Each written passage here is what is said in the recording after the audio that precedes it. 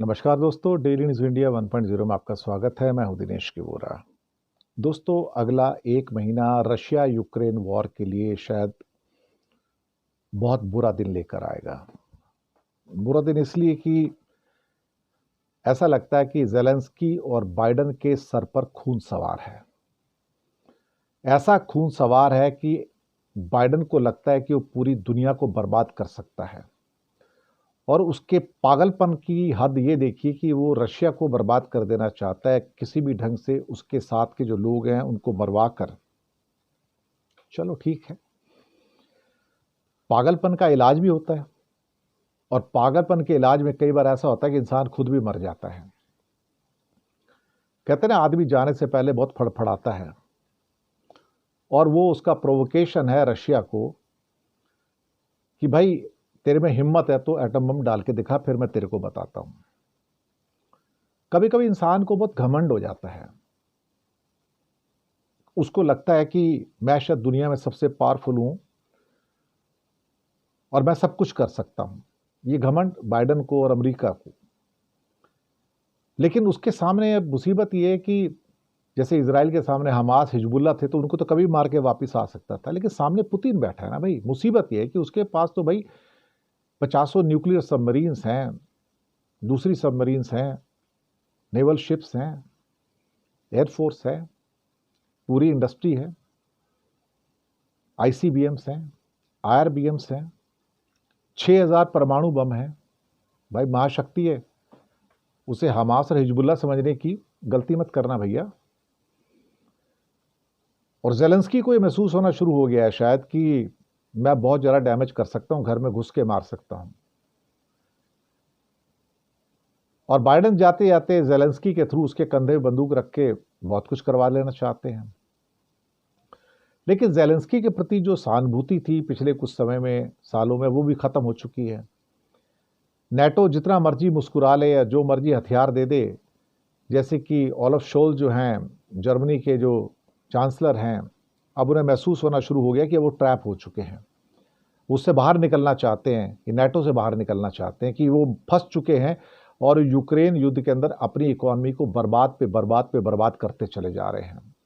जहां लोगों के पास ज़रूरत की चीज़ें उनके यहाँ नहीं पहुंच पा रही हैं, और वहीं वो पैसे का एक तरह से कहा जाए तो दुरुपयोग कर बारूद बना के उसको सौंप रहे हैं यूक्रेन को। मजबूरी है, लेकिन अल्टीमेटली शोल्स ने भी हथियार डालने शुरू कर दिए हैं। हालांकि ब्रिटेन और फ्रांस को अभी भी आग लगी हुई है अंदर से, हालांकि दोनों कमज़ोर हो चुके हैं फाइनेंशियली। ब्रिटेन तो कोलैप्स होने की स्टेज पे इस टाइम, लेकिन उसके बावजूद भी मदद किए जा रहे हैं अपने लोगों की ज़रूरतों को ओवरलुक करके और उनके ऊपर टैक्सेस को बढ़ाकर। अब जेलेंस्की ने इगोर किरिलेव, जो कि लेफ्टिनेंट हैं, उनके लेफ्टिनेंट जनरल थे, उसको मार दिया, जो कि न्यूक्लियर पावर के जो चीफ भी थे। रूस गुस्से में है, और गुस्से में आके उसने 18 तारीख को जो अटैक किया है, मुझे लगता है कि ये कोहराम मचा दिया उसने एक दिन में। 540 यूक्रेन के सोल्जर्स को एक दिन में रशिया ने मार दिया, खत्म कर दिया। और सैकड़ों अमरीकी बख्तरबंद गाड़ियां और पोलैंड की बख्तरबंद गाड़ियों को और बाकी जो मिलिट्री व्हीकल्स थे उनको ध्वस्त कर दिया, राख में बदल दिया। गुस्सा इतना कि बस अब तुम देखो जैसे मैं तुम्हें खत्म कर दूंगा। अब रशिया ने पहले ही बोल दिया था पुतिन ने कि तुमने जो किया है, जो इगोर किरिलोव को जो मारा है स्कूटर के अंदर 300 ग्राम टीएनटी रख के, और उसके असिस्टेंट को जो मारा है, ये बर्दाश्त नहीं किया जाएगा। और इसी धुन में उसने डॉनबास के कुछ और एरियाज में भी कब्जा कर लिया। धीरे धीरे ऐसा लगता है कि अब रशिया जो है ना, यूक्रेन के 2 नहीं 3 टुकड़े करके मानेगा। ईस्टर्न यूक्रेन तो पूरा ले चुका है, वो जो डॉनबास का एरिया, लुहांस्क और दोनास्क जो है, क्राइमिया पहले ले चुका था। मुझे लगता है कुछ और हिस्से भी ऐसे हैं जो अब यूक्रेन के वो रशिया हजम कर जाएगा, और उसके पास, जेलेंस्की के पास, उसके बाद सरेंडर करने के अलावा कोई रास्ता नहीं बचेगा। कोई रास्ता नहीं बचने वाला, आप लिख के रख लीजिएगा। ट्रंप ने पहले कह दिया तो मैं तो आते ही हथियार देना बंद कर दूंगा, और तुमको जो उसके साथ डील करना है नेटो को तुम करो, मुझे तुम्हारी जरूरत नहीं है। अब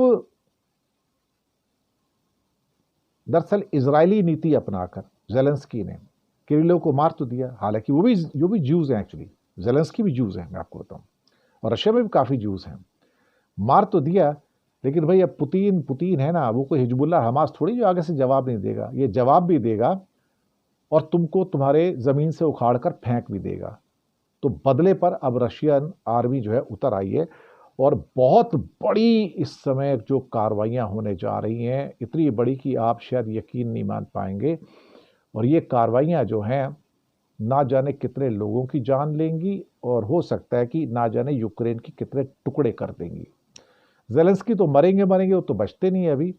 और बाइडेन साहब सोचते हैं कि और पेट्रोल डाल के इस एक महीने में, जब तक 20 तारीख तक ट्रंप साहब शपथ लेते हैं, मैं और इसको प्रोवोक कर दूं और ये एटम बम का यूज़ कर ले और बदनाम कर दिया जाए। बदनाम कुछ नहीं होता। जब अमेरिका ने भी तो एटम बम का यूज़ किया था, एक बार रशिया भी कर लेगा तो क्या है। लेकिन रशिया के पास कुछ और भी लीथल बॉम्ब्स हैं, वैक्यूम बॉम्ब्स वगैरह हैं, जिनको इस्तेमाल कर सकता है। मुझे लगता है कि आने वाले जो 4 हफ्ते हैं, ये दुनिया के लिए सबसे खतरनाक हफ्ते हैं। आने वाले 4 हफ्ते 20 जनवरी तक के दुनिया के लिए सबसे खतरनाक हफ्ते हैं और इसमें आर पार की चीज़ होने जा रही है।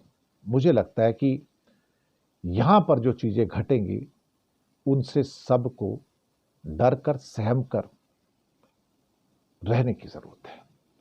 चीज़ें आपको मुश्किलात में डालेंगी और दुनिया में कंपन आएंगे। लिख कर रख लीजिएगा, मैं आपको बता रहा हूँ बड़ा कुछ होने जा रहा है, बहुत बड़ा कुछ होगा।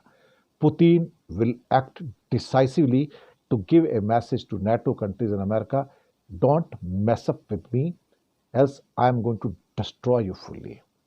और ये ब्रिटेन भी जानता है, फ्रांस भी जानता है और उन्होंने तैयारियां भी की है कि हाँ, Russia is one rival who is not so easy to deal with. शुक्रिया आपका।